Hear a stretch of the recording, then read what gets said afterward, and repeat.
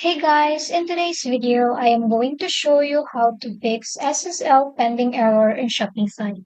Let's get started.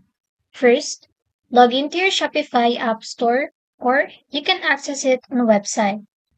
Once you've logged in, you will be directed to Shopify dashboard. Now, go to Settings. Once you're in the Settings area, scroll down and look for Domain sections. Click on it and you will see the SSL pending error in Shopify. So there are no direct steps on how you can fix SSL pending error in Shopify. This process can take up to 48 hours. During the process, you might see the error, and that's okay. You just need to be patient and wait for 48 hours. But if it takes longer than 48 hours, you should contact Shopify support team.